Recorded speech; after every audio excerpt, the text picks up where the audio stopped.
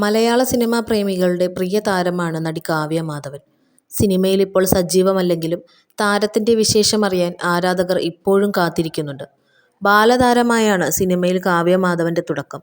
ഇതുവരെയായി ഒട്ടേറെ മലയാള ചിത്രങ്ങളിലും ചില തമിഴ് ചിത്രങ്ങളിലും അഭിനയിച്ചിട്ടുണ്ട്.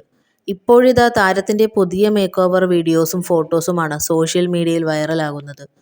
പുത്തൻ ലുക്കിൽ നടി കാവ്യ മാധവൻ പുതുവർഷത്തെ വരവേറ്റ് മകൾ മഹാലക്ഷ്മിക്കൊപ്പമുള്ള ചിത്രങ്ങളാണ് സോഷ്യൽ മീഡിയയിൽ വൈറൽ. വിദേശത്തെ പുതുവർഷ യാത്രയുടെ 3 ചിത്രങ്ങളാണ് കാവ്യ ഇൻസ്റ്റാഗ്രാമിൽ പങ്കുവച്ചത്. വിഷു, ഓണം, ക്രിസ്മസ് എന്നീ വിശേഷ ദിവസങ്ങളിലാണ് കാവ്യ ഇൻസ്റ്റയിൽ പൊതുവെ കാണപ്പെടുന്നത്.